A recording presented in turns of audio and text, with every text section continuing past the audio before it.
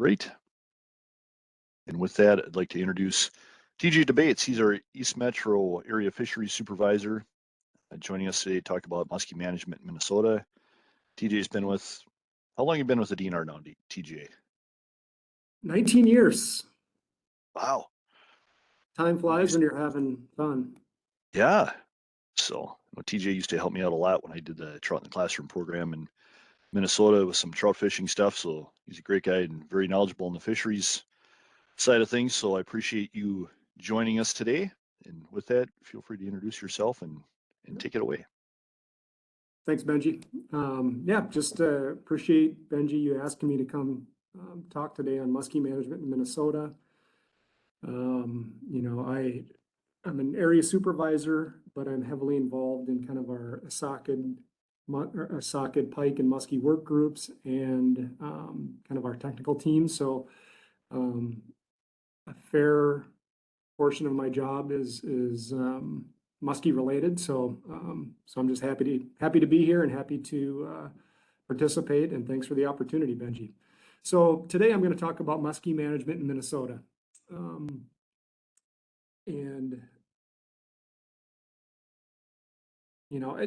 The DNR, kind of our main goal, it's pretty simple, is to just provide quality angling opportunities for trophy muskies in Minnesota. And the big part of my talk today is going to be focused mostly on kind of stocking, producing, and then evaluating and research part of our muskie program. And then at the end, I'm going to talk about some opportunities. I know Benji mentioned, putting some websites links on the side in the question and answer, and so you'll have an opportunity for that. But it's mostly going to be focused on the management side of it. So the history of muskie management in Minnesota, I'm just going to focus today on the modern era of muskie management. It goes back to genetic evaluation of our muskie populations in the early 1980s. And we evaluated 4 different genetic strains. And the Mississippi strain, also known as the Leech Lake strain, was chosen after that genetic evaluation was chosen for future propagation and stocking. And one reason it was chosen, it's native to a fair portion of the state of Minnesota. Think of, Lake Itasca is the start of the Mississippi River, and it kind of does that little almost question mark, then, adventure all the way down to the Twin Cities where it meets, the Minnesota River and the St. Croix. But, it goes through Bemidji to Grand Rapids to Brainerd and south. And so a lot of the state is in that Mississippi watershed. And so, the Leech Lake strain is native to Minnesota, and also it was chosen also because it has really good size and growth potential. We in Minnesota, we manage our muskie fisheries for low to moderate density trophy fish management, and so it fit right into our goals as a state and what kind of muskie fisheries we wanted to produce.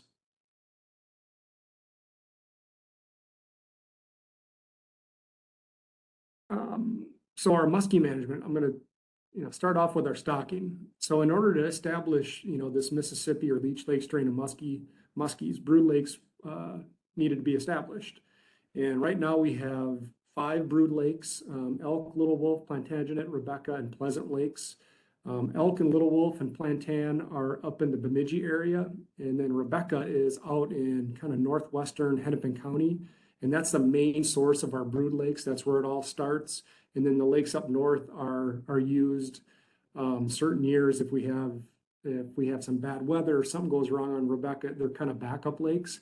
And then Pleasant Lake, which is in my management area, East Metro and Ramsey County, that's also a backup brood lake that we're developing right now. So we've got 5 kind of core brood lakes.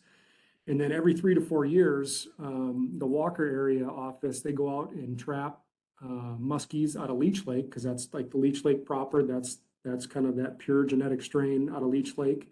Every 3 to 4 years, we'll get eggs from there, and then we'll raise those in our hatcheries to be stocked in the 5 brood lakes that I talked about earlier. And like I said earlier, Lake Rebecca near the Twin Cities in Hennepin County is the primary brood lake to collect nearly 800,000 fertilized muskie eggs that we use to stock our approximately 50 waters statewide in a given year, anywhere from 30 to 50 depending on the year. So These brood lakes are very important to our muskie program, to our muskie fisheries here in Minnesota, and you know, we take them very seriously in the management of them very seriously.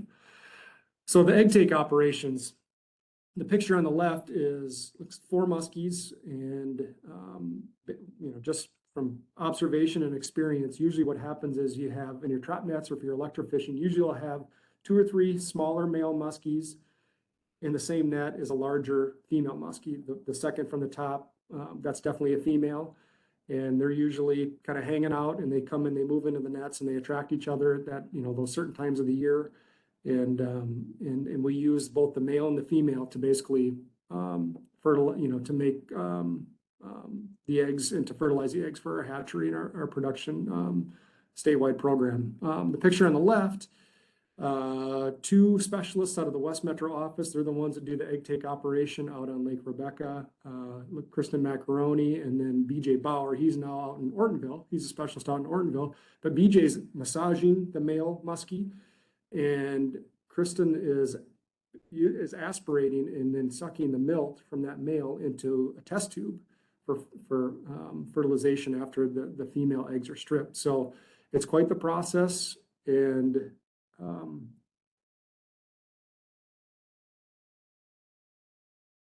let's see, there we go.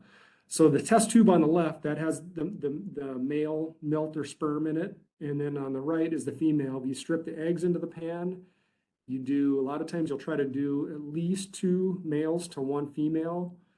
And you basically save that milk. You do the males first, you get them in the test tube, and then you strip the female, you strip the eggs into the pan. And then basically in nature, what happens is when they're released, that change in pH in that water activates the sperm, and then it activates the eggs from being receptive for that sperm, and usually have anywhere from 30 to 60 seconds for all of it to take place in one shot. So usually what happens is you get the milk, and then you strip the eggs from the female, and then you dump the test tubes in the eggs, and then you use a turkey feather and gently stir it around. And you get it all mixed and all incorporated together, and then you take a mason jar of water, dump it in gently, and then mix it around, and that's the moment of fertilization. And then you let each individual lot or female, you let it water harden for like an hour, and then you bring them to the hatcheries, and this is what you see. On the left side, you'll see some jars there, and those are actually fertilized. Those are tiger muskie eggs, and tiger muskies are a hybrid between a pike and a muskie.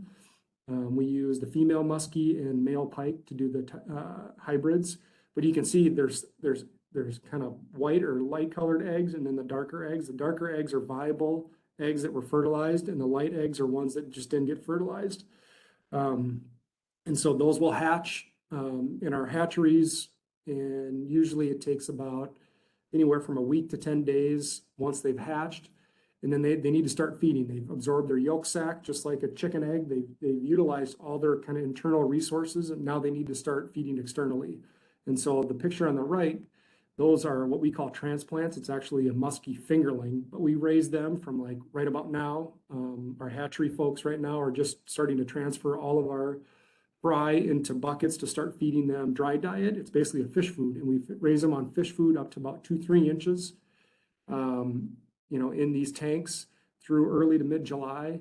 And so we're more or less just feeding them fish food. And then the next step, once they're those 2-3 inches, we start sending them off to the picture on the left. That's a drainable pond. We have 2 kind of core hatchery operations in the state that have drainable ponds. One is in New London, and the other one is in Waterville. And so all those transplants, those 2 to 3 inch muskie and tiger muskie, fingerlings or transplants, are stocked into these ponds. And then once they're in these ponds, we start feeding them fathead minnows. And then usually in about 3 to 4 months, usually they start draining the ponds in October into November. And usually what you have is that upper right-hand corner, the fingerling muskie, anywhere from 9 to 11, 12, 13 inches, depending on growth rates. And that's most of our production in the state of Minnesota. We usually raise about 30 to 35,000 fingerlings for stocking our what we call our statewide quota. and it's usually right around 27,000 to 30,000 per year. And we have lakes that are also certain designated surplus lakes if we have a good year. For instance, like last year, I think we raised about 30,000, and about 26,000 muskies. But the problem was we restocked a lot of those. We did some makeup stockings, so we didn't get to all of our lakes because we did makeup stockings from 2020, the first year of COVID, when we didn't do egg take operations. So we generally raise, right around what our statewide quote is. It matches up for the most part, pretty closely every year. And then one other thing we're starting to do is we're starting to raise yearlings in our ponds. Current research out there in Iowa, and then some preliminary research here in Minnesota, we're starting to see that, these yearlings may be more efficient. We can raise them, to 15 to 20 inches in our rearing ponds. And what happens is you're just going to have higher survival of those fish when you put them in a lake. Or just think about a lake that's full of bass and pike, and you put, a 10-inch musky fingerling in there, there's probably a decent chance that some of them might get consumed and eaten by the other fish in the lake. But if you put like a 17, 18-inch musky yearling in that lake, there's going to be pretty good survival of that fish. So we're trying to tease out a lot of those details and utilize that research to be a little bit more efficient. But we're kind of moving in that direction right now to maybe start raising, bigger fish, and that's in those yearlings, those bigger size fish. So now I've talked a little bit about, the production, the egg take operation. Now I'm going to kind of focus on the evaluation side of it. And back in 2015, we proposed a decent number of new muskie lakes in Minnesota, and it went through a whole public input process. And what kind of a big point and a big question that we heard from the public, from lake associations, anglers, just, the public in general, questioning, muskies and how they affect the other fish in the lake, the fish populations in the lake. So in order to learn from our stocking and management, we really took a big step in standardizing our stocking and our sampling methods. And this was back in 2015. And we started stocking our lakes at the same rates, one fingerling per littoral acre. Littoral acre is kind of the 15 feet or shallower part of a lake, kind of that shallow portion of the lake, every other year, or a half a fingerling per littoral acre annually. It's basically the same number of fish in a 2-year period. And we no longer use relative abundance to evaluate our stockings. Just an example, say one area was going out and setting muskie nets to sample their muskies in their lake using trap nets, but they do it right after ice out when water temps were in the upper 30s, low 40s. Another area office would go in right about 50 degrees when the fish really start moving in. And so trying to compare the two lakes was tough to do because, you're sampling at different temperature periods. There's just a lot of different variables there. So we no longer use relative abundance. It's kind of the same way, like if you look at walleyes per gill net, that's how we evaluate our walleyes in our lakes. We stopped doing like the muskies per net to evaluate our stocking. So we moved on to doing population estimates, and that was to reduce the variability in our data. And allows us to compare our populations. Like we know a population estimate basically gives you how many fish are in the lake. And yeah, there's some, there's plus or minus error involved in that, but at least we have an estimate, a real life number of fish in that lake based on our netting. And usually how that's done is 1 year. So like this year on Bald Eagle, we're doing one on Bald Eagle for muskies. So we basically tagged, it was kind of a capture year. We put pit tags and we clipped all the muskies we caught this spring, and then we'll go back next year and resample it. And then we'll use how many fish that were, recaps, and then the fish that weren't, and you put it into an equation and it kind of gives you your population estimate. It's like a proportion estimate. So we've really moved on, to doing that. And think about it too. I mean, it's only 7 years from when we switched methods, and muskies are a long-lived species, 20 years. They're, they can live over 20 years. So we're still kind of early in kind of this whole revamping our evaluation part of it from an area perspective in terms of doing these population estimates.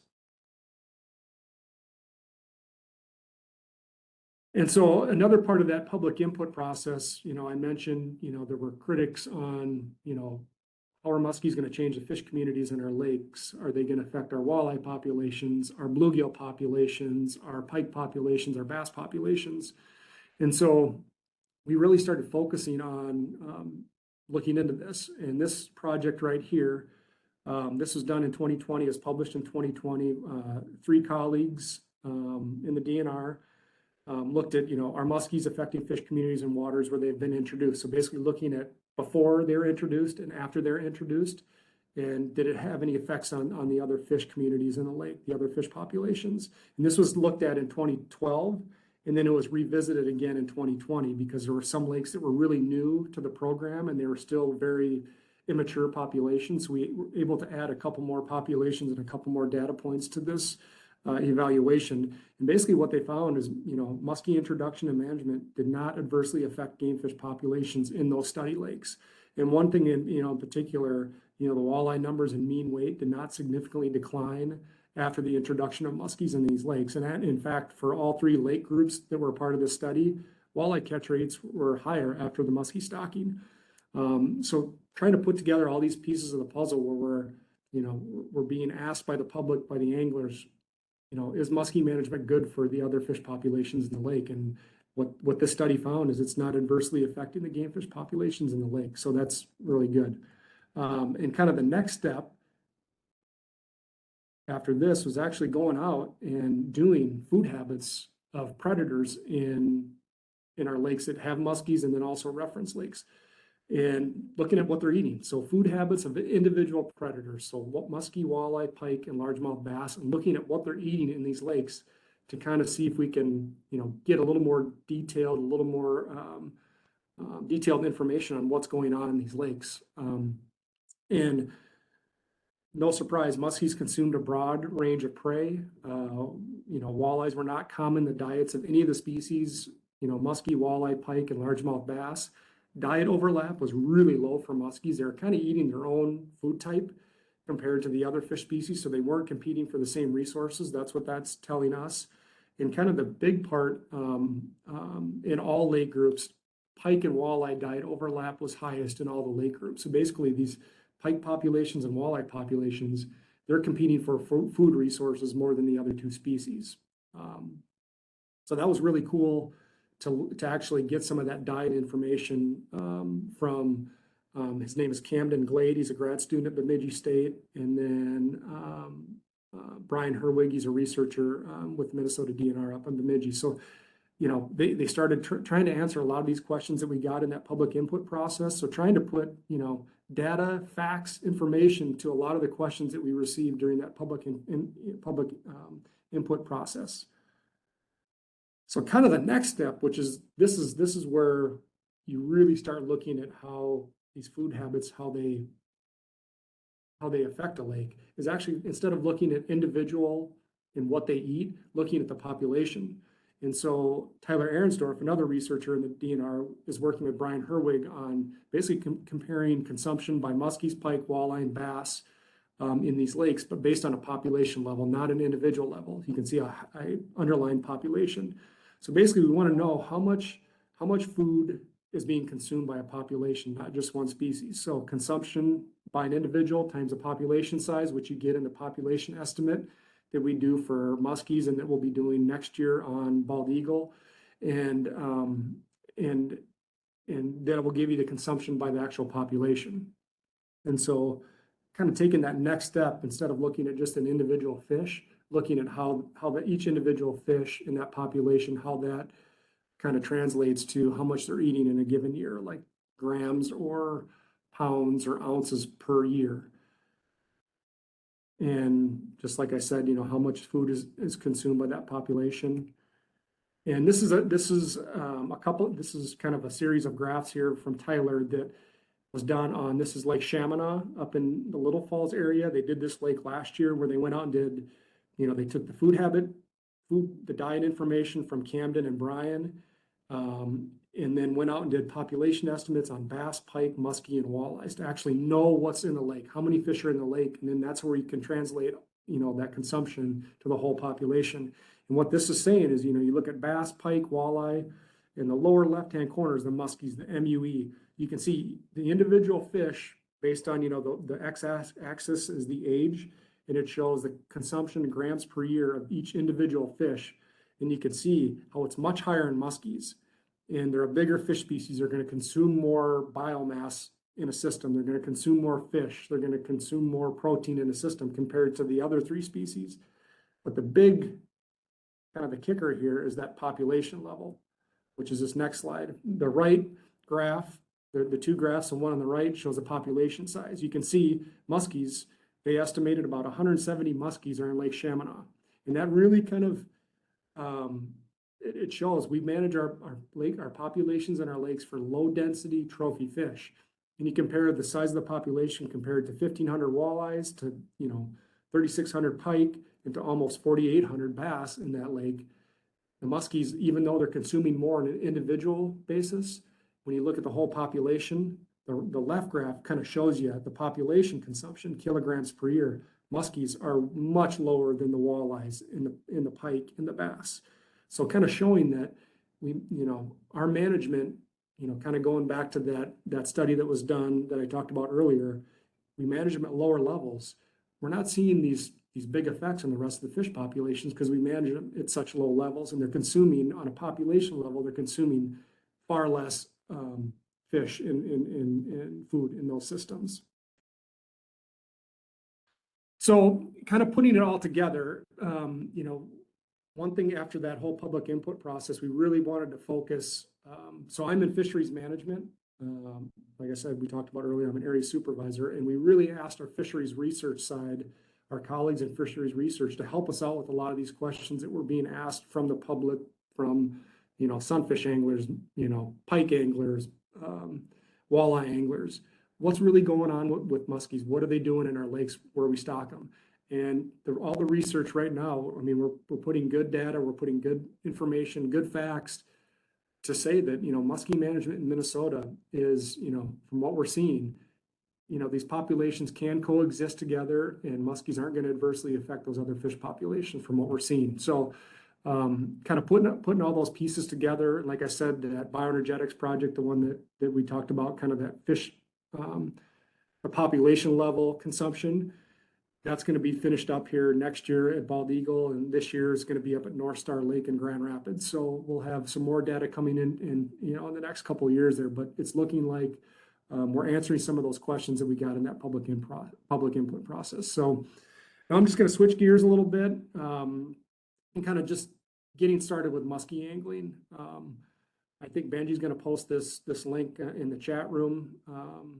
This is right off our DNR website. And basically what it is just how to catch a muskie. There's the link, and then there's all the plus signs there. You can click on when to fish. So, you can't fish muskies until this Saturday. That's a muskie opener, June 4th. It talks about that. It talks about good time to fish, fish movements, where to fish.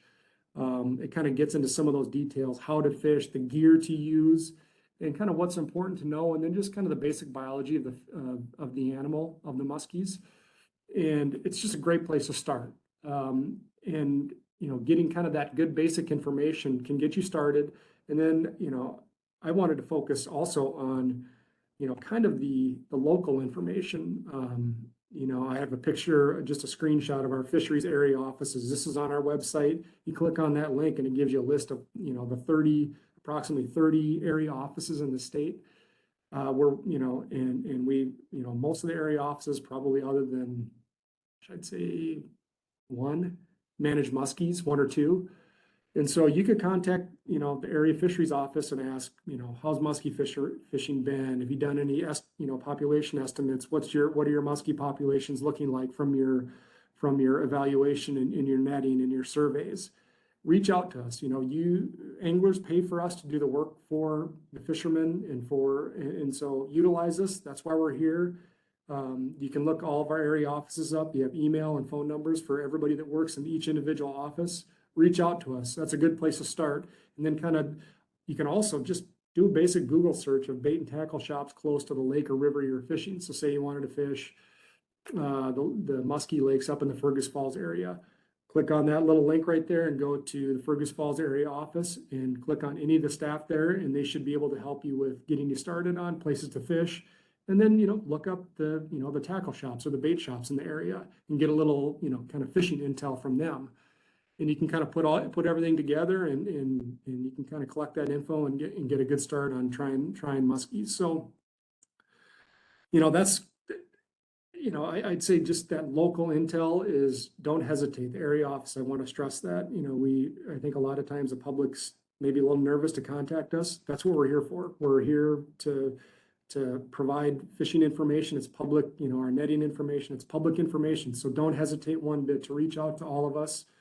Depending on the time of the year, this spring was kind of crazy and busy. It went kind of from winter to right into summer. So it's really kind of a compressed, kind of busy spring season. You may not hear from us right away, but we'll get back to you. So just don't hesitate to do that. And I look forward to hearing from some of you. And I think that's pretty much all I have to talk about here. And I guess I'll turn it over to Benji and we can hopefully answer some questions. Yeah, if anybody has any questions, please put them in the Q&A section there. In the chat, I did put a few links in there also, so feel free to thanks, check Benji. those out. So they're great information. TJ, it always amazes me when, coming from a non-fisheries background, I have an education background, but a guy that likes to fish, go out and finding fish and learning about habitat and structure and all that stuff, and then listening to you guys talk about how you manage these populations and stock different lakes and the egg takes and rearing of the young ones and everything. It just amazes me how much, I guess, well, there's a passion, dedication behind there too, but how much science and education is behind all this and research that goes on too, which is just fantastic. I think the DNR and guys like yourself do a fantastic job at that. So, yeah, it's definitely a labor of love. I know I got into this. I originally wanted to teach high school biology and maybe coach. And I went to my first education class and I said, you know what? I don't know if I want to teach a bunch of yahoos like myself. So luckily, where I went to school, had a fisheries program, a fisheries and wildlife program. And, that's what got me started. It was a smaller program. It's gotten a lot bigger. I went to the University of Nebraska-Lincoln, and now there's a co-op unit there. But it was really a good program. Got a, really good education, got a little bit of field experience, and that kind of got me going kind of down this career path. It's funny because I originally I wanted to be outside. I wanted to do the field work and do the science. And then I kind of got into the public service part of it. And then the more you do it, the more you realize, we're working for the anglers. And there's a lot of it's very gratifying to do that. And kind of like what you're saying is to kind of help create some of these fisheries and to stock in some of these lakes to see if we can make these muskie fisheries better, just like we do with walleye, just like we do with trout. So kind of that public service component is pretty fun. So I always find it amazing too. In Minnesota, everybody that's been on here before has heard me say Minnesota, I think bar none, has some of the best fisheries in the state and the whole U.S. Yep. Coming from, I went to school in Colorado, trout fishermen out there. The amount of people that when you fish in Colorado and you say we fish for muskies and northerns in Minnesota, and they're like, what are you talking about? Like, it's a junk fish. We don't want them. Yep. Research is showing that it's not really affecting the other fish populations. And now there's a lot of people coming from, I look at Bob Mitchell's fly shop. Robert came here looking specifically to fish critters with big teeth, Yep. A lot of guys are coming to fish specifically the northern pike and the muskies, which is pretty darn cool. So Yep. Yeah. And that's where, kind of we had a long range plan back in 2008. It was, basically 2008 to 2020 for pike and muskies, for statewide management. And a lot of this research and a lot of this data collection and doing all these population estimates on all of our lakes statewide is going to help guide us in our next long range plan. And we were going to get started on it back in 2020. And then the pandemic hit, and then we weren't really able to meet in, kind of our work groups and kind of that group setting. And so we kind of pushed it off a little bit, but we're going to start gearing up here and hopefully have a draft, for public consumption and input here, hopefully by the end of the calendar year. so we can get moving Awesome. down the road. So yeah, this one's just going to be focused on muskies. Whereas before we did pike and muskies. So this one's just going to be focused on muskies for right now. Great. Yep. See, TJ, if you want to stop your PowerPoint, you can do that. Yep. Hopefully everybody has your information down there. And again, talking about public input, Minnesota does a great job of trying to get people involved. We do it with deer management, we do it with fish management also. But so if you're on the call today, make sure you check out our website and get involved in some of these work groups, because it is important to get your guys' feedback also. So Yep. I had a few questions that popped in. All right. Will was asking, is there any plans to adjust the West Metro stocking program? It seems like the East or West Metro has a lower stocking rate compared to some of the East Metro. Yes, and so that's going to be part of our next long range plan. All the stocking is done, like each individual area has, I guess, control over what we stock in kind of individual areas. But with muskies, it's a whole statewide program. And so a lot of those stocking rates were, they've been that way for 20 years, and we kept them that way. So it's not really a question of we stock more on the east side versus the west side. It's a statewide program. That's the way they've been. But we are going to look into mixing up some of our stocking on, say, for instance, Minneapolis City lakes. Maybe we can stock larger fish in those lakes. And that's going to all be kind of processed in that long range plan that we'll get public input on, that anglers can comment on that, where maybe we can, instead of stocking in the Damacoska, instead of stocking 150 fingerlings every other year. I don't know what the stocking rate is, but I can look it up. But instead of doing that, maybe we stock 50 of those bigger yearlings. It can create a better fishery that way.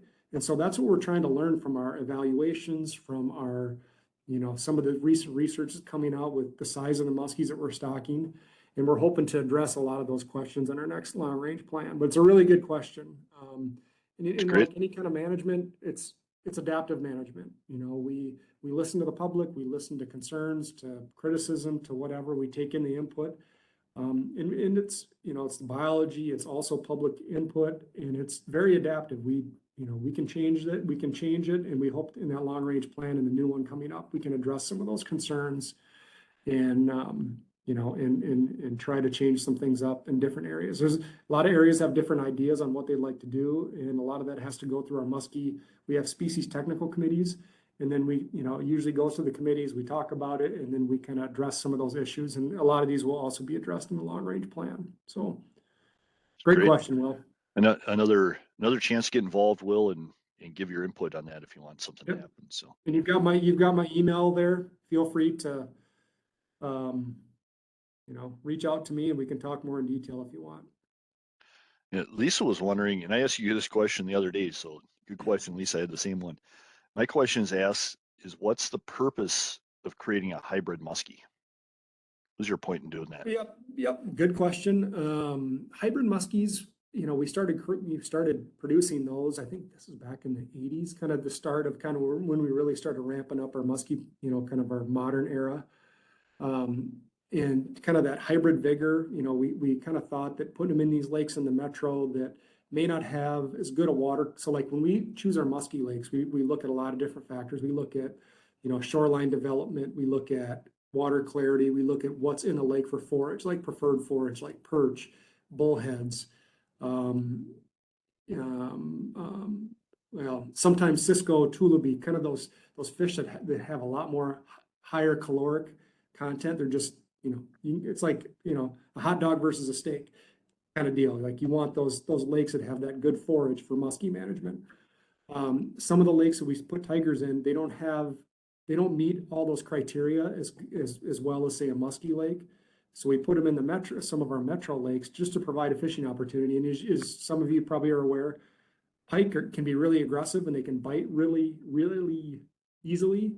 And so we're hoping that, kind of that pike influence, part of that hybrid, makes them bite readily and end up on your line a lot quicker than say a muskie.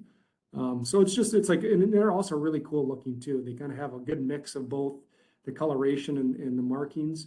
They're just really, kind of a fun fish to catch and to see out in the wild. In our muskie program, I mean, I think we have 10 or 11 lakes in the metro that we manage for hybrid muskies, or we call them tiger muskies. And, you know, you mentioned Robert at Bob Mitchell's. I know he fishes some of the local lakes, and he really likes, you know, going out fishing for those hybrid muskies. And it's a good way to introduce kids because they bite a lot easier. You know, you can go fish off a pier on Lake Johanna and the pier there, or the shore, the park there, and you might catch a 40-inch tiger muskie. So that's kind of cool. So that's kind of that, you know, that opportunity part of it in the metro. We saw a huge one on Lake Harriet at a kids fishing event here. It was pre-COVID, so 4 years ago. Swim right between the dock and the shore. Oh You know, yeah. the kids were freaking out that their jaws was in there, but you're not going to find a better muskie or pike fisheries in a metropolitan area than you will in Minneapolis, St. Paul. It's great. Yeah, it really is. And, you know, our lakes see a lot of pressure. You know, it's one thing I talk to anglers about a lot of times, fishing's not as good. You know, you need to stock more fish. Many times these fish they're animals and they learn, you know. I hear it with bass too. You know, there's a lot of fishing tournaments out there. They see a lot of lures. Fish learn. And so you got to get creative and you got to, you know, be kind of smart. But like you said, I mean, you can't beat some of the shoreline opportunities for some of these tiger muskies and Yeah. muskies. I remember when I first started in the DNR, I was on Lake Harriet, and I think we were doing something on the lake, and I went out and talked to a couple of kids that were fishing there early morning in the summer, and they just caught a 45-inch muskie. You know, I mean, where can you do that in the country? It's pretty amazing that you can Yeah. go catch those huge. And we live in Minneapolis, and we fish those Minneapolis city lakes for bass and for whatever. And we've seen a lot of nice muskies off those fishing piers. So it's a pretty neat resource that we have in the Twin Cities here. It's great. Josh had a question too, and this is the population estimates. How are they conducted as opposed to netting? And I don't know if you're familiar with it. Mario did a great game we started doing with Trout in the Classroom where he'd lay down kind of like you were talking about, and you'd collect a certain number of them and clip them and mark them and re-release them, come back a year later or in the fall and redo the same thing to get a population estimate.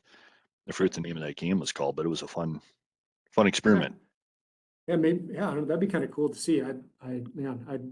Basically, that's what it is. So like what we do is, I think I mentioned it a little bit, maybe briefly. So like, say on Bald Eagle, we're trying to do a population estimate for muskies as part of this population consumption, study that's going on next year. And so this year is our mark year. So we go out and we net. We have these big, large frame trap nets, and we also did some electrofishing. It was kind of a weird spring. We didn't get as many as we thought, but so that'll play into kind of how many fish we mark, and then when we go back next year and net and electrofish, we'll kind of look at the proportion of the fish that were recapped and the ones that weren't. And there's kind of like this little formula, and it spits out just an estimate. And there's a lot of different, I guess, ways you can do population estimates, but we kind of have our main ways that we do it so it's consistent. And that'll give us, how many fish are in the lake, like you saw up on Chaminade, like 167 muskies in a lake. That doesn't seem like a lot to a lot of people, but when you have these big animals in these lakes, it's still, it's still a fair amount. But again, Yeah. we manage these for kind of low density, number of adult fish per acre. We want to manage them at a lower level because we don't want too much competition for these resources. We want these fish to grow well and to produce hopefully 50+ inch muskies. That's great. Will had a question too. Said sorry if I already missed it, but in the upcoming LRP meeting, do you have any plans to propose new lakes to be stocked? That might be a part of it. We will see. Right now right now we're focusing on doing better with what we have. We added two new lakes the last go around, but everything's on the board and we'll work through that in the process, but we're always trying to create more opportunities and we'll just kind of see where it lands. I think last time we proposed 6 or 7 lakes back in 2015 and we only got 2. One of them was a lake in my area, Big Marine, and it didn't get accepted. And the 2 that got accepted were the Fairmont Chain of Lakes and Gull Lake up in the Brainerd area. So it could be something similar, but right now we're just trying to focus on really trying to address a lot of the concerns with, muskie, stocking muskies and managing muskies in these lakes and how it's going to affect, the other fish in the lake. And what we're seeing right now is it's very minimal. But that could be part of the process. Great. And just a little tip, I know Muskie Opener is coming up on Saturday. I was just looking at Lake Finder. There is a way to go on Lake Finder and search by species. So you can go in Yep. there and hit muskie, and it'll show you all the muskie lakes that are stacked up, which is a Yep, great tool. Thanks, Benji. I forgot to say that. Yes. Thank I you. did put a link to that in the chat also. So Awesome. you got a fun one from Lisa here. She said, sounds silly, but large muskies and large pikes scare me a little bit when I'm swimming. Any truth to either fish attacking people? So I know we hear that every once in a while, pretty rarely, but yeah, it's very minimal. There might be some instances where it's happened, but there's, you're taking risks when you just go outside your door every day, but it's very minimal. They're a large predator. I think a lot of times they're attracted if you have, jewelry on or whatever, but it's one thing that we heard a lot in the public input process, folks worried about, swimming in their lake, ducks, loons, are they can eat everything that, lands on our lake. Muskies eat a wide range of prey items, but they're not going to really be able to eat us. We're too big. Thankfully, but it's very minimal, nothing to worry about. And most of the time in the summer when we're out swimming, they're out offshore. They're in areas where probably not a lot of swimming is happening. So that's one other good thing. And Jeff asked also, are we seeing much natural reproduction of muskies in area lakes where they were stocked? I think originally in the program, that was kind of the thinking.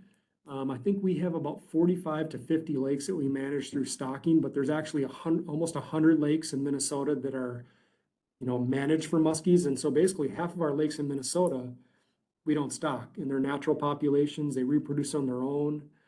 And so, but we do see natural hybrids up north. We see, pike and muskie hybridizing naturally. And that's another thing that we're talking about in the long range plan. Maybe some of these lakes where they're lower level natural populations, maybe there are some opportunities for us to, do some more stocking to try to make that population a little bit better. But for the most part, we do see natural reproduction in about half of our lakes that we manage for muskies. In the other half, it doesn't mean, they're coming up in the shallows when we net them, so they're thinking about it. But a lot of times in these lakes, you may not have the right habitat, you may not, some of the lakes may have more centrarchids or more sunfish in the lakes. It's kind of the same principle of walleye. It's like stocking walleye fry for us in the spring. In our metro lakes where we have tons of sunfish, doesn't make any sense. So we don't stock walleye fry, we stock fingerlings in most of our lakes. Because if we stock the walleye fry, most of them would get eaten. And so it's kind of that same principle. Maybe the habitat's not right. Maybe they do spawn, but there's just too many other fish, too many other mouths in the lake, and they eat those muskie fry and they don't make it to, 30, 40 inches in the end of your line. So, so most of our management in Minnesota is through, stocking fingerlings. But like I said earlier, we're starting to move towards some of these lakes, across the state. We're seeing a lot more, we're seeing clearer water, we're seeing warmer water, we're seeing more vegetated lakes, like, good habitat for species, like pike and bass, for their population levels to go up. And so maybe stocking all these, 10-inch fingerlings may not be the best route anymore. Maybe we need to start moving to these larger fish for just better survival. So, that's where all the great research comes into play. Yep, exactly. Mark Riverblood says hi to you. He says, Mark. do you have any problems with predation in your rearing ponds? We do. Yeah, we do. Avian predation. There's some, there's eagles, osprey, herons, but also the muskies, they can be cannibalistic too. They can start eating each other. It happens in our raceways, in our hatchery too. And usually what we do is we take those out and we'll put them in their own little bucket or their own little area, because they've already they get bigger when they start, eating each other. And so we try to separate them. But it's natural, and you really think about it. So we take, usually every year we take about 750 to 800,000 eggs from the wild for our production program statewide. And that usually translates to, 30 to 40,000 muskie fingerlings and yearlings. So you can kind of see how much of them actually make it, even in these controlled settings like our hatcheries. You still have, they eat each other, and then when they go into the rearing ponds or our natural ponds where we raise them, other fish will eat them. So predation is a big part of it. So we kind of have that all kind of as part of the equation when we're raising them. Just like in the wild, there's a reason they have 20,000 Yep. eggs they have to lay to have some Exactly. offspring, right? Yep. So, Paul was wondering, what is the main forage for muskies in Minnesota, or does that differ from lake to lake based on the forage base? Yep. And a lot of it is just availability, what's out there. From that diet study that Camden and Brian did, looking like a lot of, they like sunfish, crappies, perch are a very important part of their diets. Sometimes kind of the Tullibee and Cisco can be important on different lakes, just depending on what's there. Most of our lakes in the metro, they're not deep and they're not deep enough and they're not cold enough to, I think we have one lake in the metro, Lake Elmo, that actually has a self-sustaining Tullibee population. But all of our other lakes, we don't have that. So perch are a big part of their diets and, just what's out there, sunnies, crappies, perch, at least in the metro. And then you start moving up north and you might get, maybe some Cisco and Tullibee, other northern pike, smaller northern pike. They eat small northern pike. They pretty much eat whatever's available. Yeah. I'm trying to think what Camden saw in his diet study. He had some interesting items that muskies ate. They'll eat muskrats sometimes, sometimes small ducklings, just whatever they can fit in their mouths, they'll eat. But for the most part, from a fish side of it, perch, crappies, and bluegills. And then in some lakes where there are bullheads, like Bald Eagle's has bullheads at one of our lakes. Oh.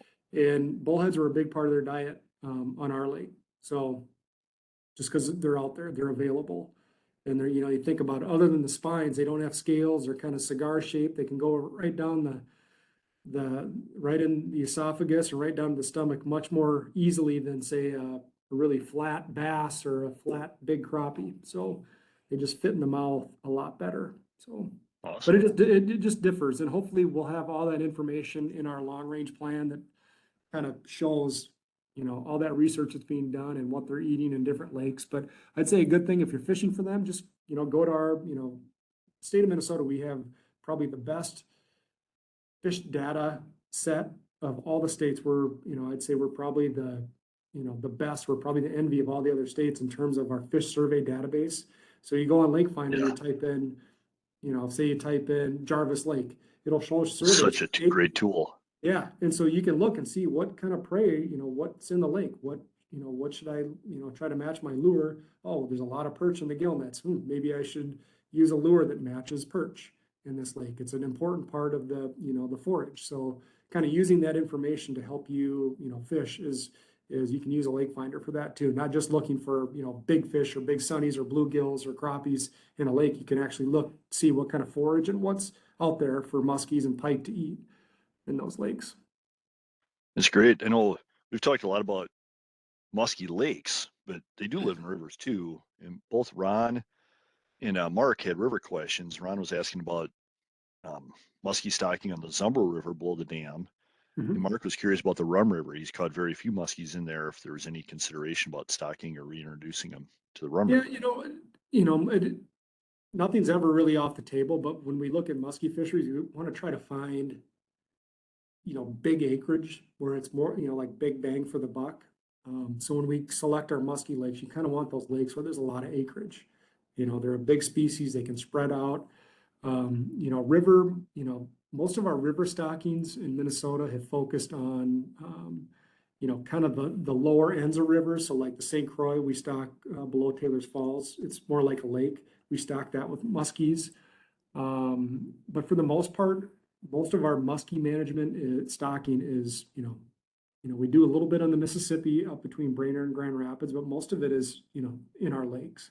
But in rivers, there are, I'm sure there's some natural reproduction going on in some of our rivers. you know, not a lot, but there probably is. And you can have kind of those really, really low density fisheries that could create some angling opportunities. And that's something that, you know, can be brought up in our long range plan when it goes out for Yeah. public review and input. Maybe looking into that. So good question. You I couldn't hit didn't on really the, give you a straight answer. It's more, we'll kind of see what plays out. And go from there. it's kind of like when I ask you for the fly that's working on or the Vermilion River for your big brown trout you catch, and you never give me a straight answer either, but I understand. Well, and I do know, so like the muskies that are in the Zumbro River below Lake Zumbro, a lot of those muskies are stocked into the lake, the reservoir, and then they just end up going over and then they create a fishery down below. Oh, yeah. But I don't That's a good think the Lake City area office has actually stocked the river proper. Most of their stocking's been done in the reservoir portion and they just go over the dam and, Okay. and they, yeah, you know, they've created, I mean, I wouldn't say like, you know, it's a pretty decent little fishery down there, plus smallies, you know, plus who knows what, catfish, Yeah. walleyes, everything. So, Lisa brought up a really good point too, and we've touched on a little bit how Minnesota does a phenomenal job with her fisheries, and I mean, the amount of money that comes into our state for tourism and stuff for people coming and fishing is great. And yep. she's asking, she lives up by Big Sandy and never wondered if there's muskies in the lake because it's so big. She didn't realize how limited the number of lakes are that actually have muskies. Do you find that stocking certain lakes spurs fishing tourism on that lake? It's an interesting question. Yeah, it is. And I guess we try to stick to, kind of the biology, kind of the management side of it. And a lot of the tourism and kind of that economic side of it, we try to stay out of it because that's not really our area of expertise. But anytime you introduce fish to a lake, there's always going to be, you know, some interest. You know, you think about muskie, and this is just common sense here. Muskie anglers, you know, they're, you know, fishing out of big boats, they're using big lures. So like when you say you create a new muskie lake, you're going to be potentially bringing in some money to that community, to the bait shops, to, you know, the whole community. And that's something that we, you know, I can't really comment on, but, you know, I think it happens anytime, you know, whether it's muskies or walleyes or anything. You know, we stock a lot of rainbow trout from our cold water hatcheries down in the Vermilion River. And I'm sure the city of Farmington has a lot more, you know, folks coming into Farmington fishing out of Rambling River during the months of April and May than they do the rest of, you know, the period. I'm sure they see an uptick in people stopping at the gas station, buying gas, buying snacks, buying lunch.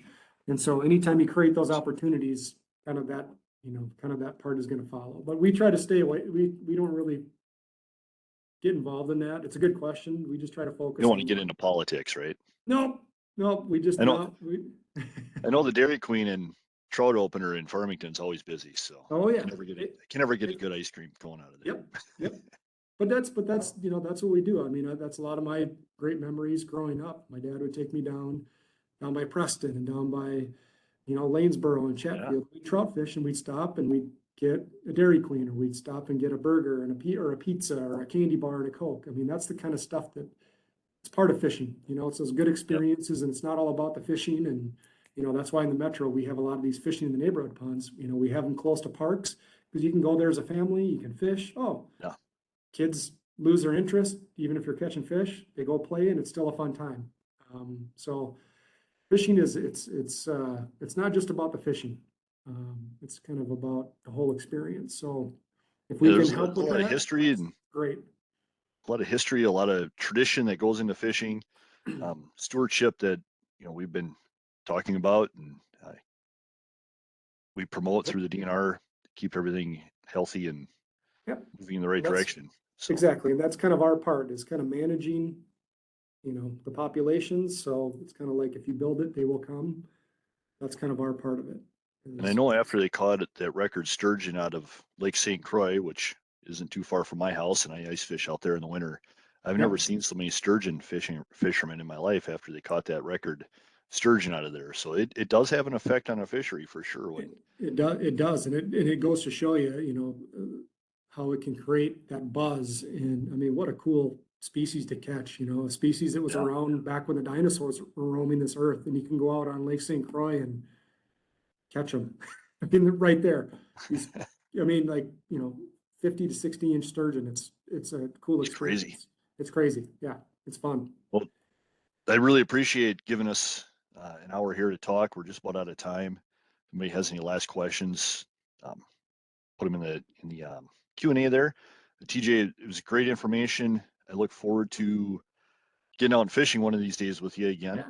Yeah, sounds good. Me too. It is Muskie opener on Saturday. Yep. So do you have a spot? Because we always like to save it to the end, make sure people paying attention. Yep. Do you have a good spot and lure you would recommend to go out and try to catch your very first muskie, or maybe it's your 20th muskie, but it's an opener, so you got to get out anyway? I'd say in the metro, we've got a lot of muskie opportunities. I would say Bald Eagle would be a good place to try. Bald Eagle, Lake St. Croix's got some really nice fish, but it's an open river system and it's kind of different Yeah. kind of fishing.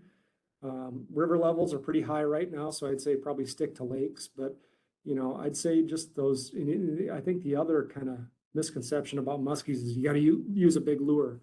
A lot of the muskie fishermen that I know, I don't personally fish for muskies, but I know, a lot of the muskie anglers that I know, they don't use those huge lures. They use just kind of normal sized lures.